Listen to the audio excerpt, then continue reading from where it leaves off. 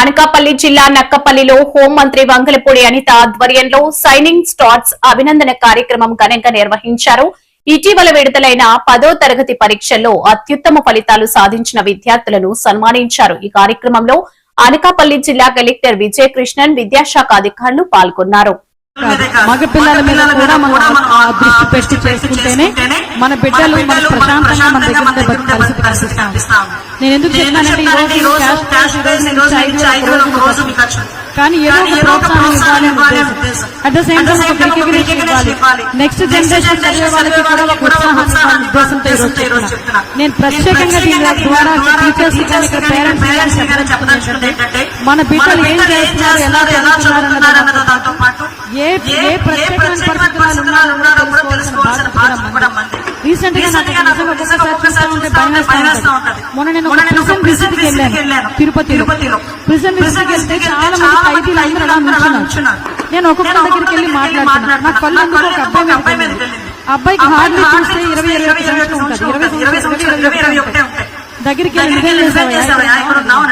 అంటే అబ్బాయి నెమ్మదిగా చీటింగ్ కేసు మేడం అన్నాడు. ఏం చదువుకున్నావు అన్నా, చదువుకున్న పిల్లలాగే కనిపిస్తున్నాడు. ఏం చదువుకున్నావు అన్నా, బీటెక్ ఫైనల్ ఇయర్ చేస్తున్నాను మేడం అన్నాడు. నా గుండె గుంచుని కొట్టుకుంది, గట్టిగా కొట్టుకోవడం మొదలు. ఏం చేసావురా అన్న అంటే ఈ లోపు మా జైలర్ వచ్చి చెప్తున్నారు, మేడం ఏం లేదు మేడం, ఒక అమ్మాయి ఈ అమ్మాయి రిలేషన్ లో ఉండేవారు. ఆ అమ్మాయి సూసైడ్ చేసుకుని చనిపోయింది మేడం.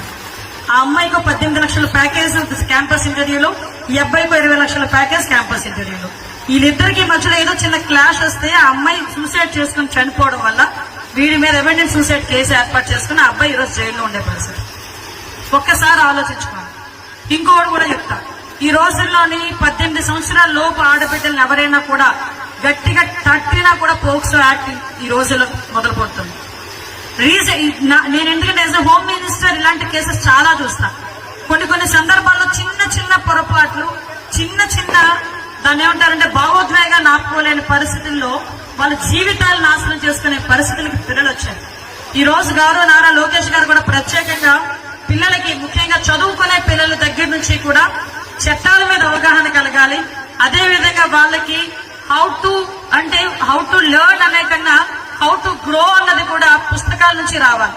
ఈ రోజు పుస్తకాల్లో మా టీచర్ ఏం చెప్తే అదే కరెక్ట్, మా అమ్మ ఏం చెప్తే అది కరెక్ట్ కాదు. ఈ రోజు పిల్లల పరిస్థితి అలాగే ఉంటుంది. మీరేం చెప్తారు, మీ అమ్మ తప్పమ్మా అంటే నీకు తెలియదు, మా టీచర్ ఇదే కరెక్ట్ అని చెప్పింది, నేను ఇదే మాట్లాడతాను అంటే ఈ రోజు టీచర్స్ మీద కూడా ఎంత బాధ్యత ఉందో ఒకసారి ఆలోచన చేసుకోవాలి. NDPS యాక్ట్స్, చిన్న పిల్లలు ఆ గాంజా ట్రాన్స్పోర్ట్ చేస్తే వచ్చే ఆ 10 రూపాయలకు, 20 రూపాయలకు, 1000 రూపాయలకు, 2000 రూపాయలకు జీవితాలు నాశనం చేసుకుని ఇళ్లలో కూర్చుని అంటే జైల్లో మగ్గిపోతున్న పరిస్థితి కూడా నేను చూస్తున్నా. మీరందరూ కూడా టాపర్స్, మీ అందరికీ కూడా ఒక గోల్ ఉండాలి, ఒక అచీవ్ అవ్వాలని తప్పనుండాలి. దీంతో పాటు ఎప్పుడు కూడా తల్లిదండ్రులు మనం ఏం చేసినా తల్లిదండ్రుల వెనకాల నుంచి ఒక ఆలోచన చేసుకోవాలి. రీసెంట్ గా మా తిరుపతి SP గారు ఒక మంచి ప్రోగ్రామ్ కండక్ట్ చేశారు. పోలీస్ డిపార్ట్మెంట్ లో 570 మార్కులు దాటి వచ్చిన పోలీస్ కానిస్టేబుల్ పిల్లల్ని పిలిచి వాళ్ళందరికీ కూడా క్యాష్ ప్రైజ్ ఇచ్చేలాగే సన్మానం చేశారు మా తిరుపతి SP గారు. సో ఆ రోజు నేను చూస్తే నిజంగా చెప్పాలనిపించింది. పోలీస్ ఉద్యోగాలు అంటే పోలీస్ ఉద్యోగమే కాదు, ఏ ఉద్యోగమైనా అలాగే ఉంటుంది. అందులో కొంచెం పోలీస్ ఉద్యోగం అంటే ఇంకొంచెం టఫ్ జాబ్. ఒక హోంగార్డ్ కొడుకు, 2 కొడుకులు వచ్చాయి. ఒక అబ్బాయికి 10th క్లాస్ లో 582 మార్కులు వచ్చినాయి. ఇంటర్మీడియట్ లో ఇంకో అబ్బాయికి 982, 83 మార్కులు వచ్చినాయి. వాళ్ళ నాన్న చేసే ఉద్యోగం హోంగార్డ్ ఉద్యోగం. అలాగే ఒక కానిస్టేబుల్ పిల్లలు కూడా, ఒక అబ్బాయి ICIC లో స్టేట్ 2nd ర్యాంక్ వచ్చింది ఒక కానిస్టేబుల్ కొడుక్కి. అంటే ఇలాంటివన్నీ ఒక్కసారి చూస్తే ఒక అన్ని కూడా స్ఫూర్తిదాయకమైనవి. ఇక్కడున్న చాలా మంది గవర్నమెంట్ స్కూల్లో చదివిస్తున్న పిల్లలంటేనే మనం చాలా మంది ఏంటంటే ఈ రోజుల్లో నిజంగా ఇందాక మేడం అన్నట్టు ప్యాషన్ అయిపోయింది. ఈ రోజు కూలి పని చేసుకుని ఆ రోజు తీసుకొచ్చే పిల్లోడైనా నా కొడుకు గవర్నమెంట్ స్కూల్లో చదువుతున్నాడంటే నామోసి, అదే నా కొడుకు ప్రైవేట్ స్కూల్లో చదువుతున్నాడు, టై కట్టుకున్నాడు, బూట్ వేసుకున్నాడు, బ్యాగ్ వేసుకున్నాడు, బస్సు మీద వెళ్తున్నాడంటే అది ఏం చదివినా చదవకపోయినా అదొక ప్రెస్టేజ్ కింద భావించే రోజులు. కానీ అది కాదు ప్రెస్టేజ్.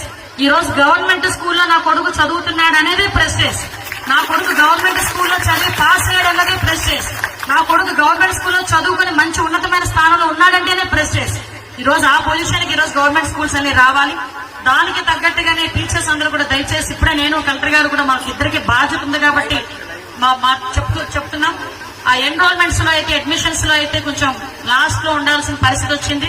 దీనికి డిప్యూటీఓస్, డిఓస్, ఎంఈఓస్ దీని మీద ప్రత్యేకమైన దృష్టి పెట్టి డ్రైవ్ కూడా పెట్టి వీలైతే మా సహాయ సహకారాలు కూడా తీసుకొని ఎక్కువ మంది గవర్నమెంట్ స్కూల్లో జాయిన్ అయ్యేటట్టుగా మీరందరూ కూడా కృషి చేయాలని మనస్ఫూర్తిగా కోరుకుంటున్నా.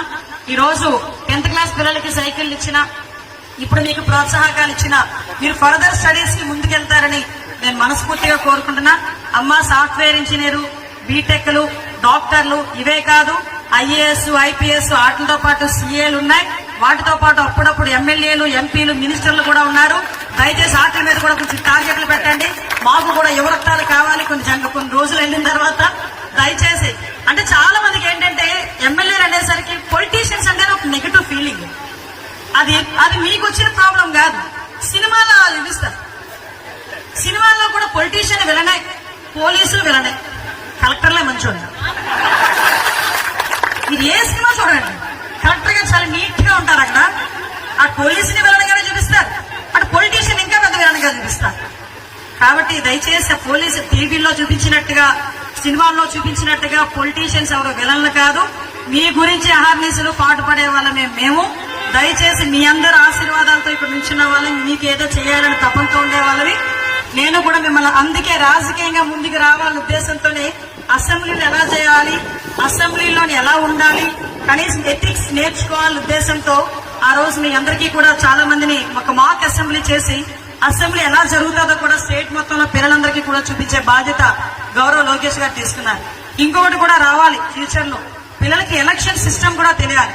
ఇంతకుముందు నేను చదువుకునేటప్పుడు అయితే ఎలక్షన్ సిస్టమ్ ఉండేది. మాక్ ఎలక్షన్స్ కండక్ట్ చేయాలి. అప్పుడే పిల్లలకి ఎలక్షన్స్ అంటే ఎలా జరుగుతాయి, ఆ ఎలక్షన్ డ్యూటీలు ఎలా చేస్తారు, ఇవన్నీ కూడా తెలియాలి పిల్లలందరికీ కూడా. దయచేసి ఆ పరంగా ముందుకెళ్లాలని మనస్ఫూర్తిగా కోరుకుంటూ, ఇక్కడికి వచ్చిన వాళ్ళందరూ దయచేసి ఇక్కడ సన్మానం తీసుకొని పిల్లలందరితోని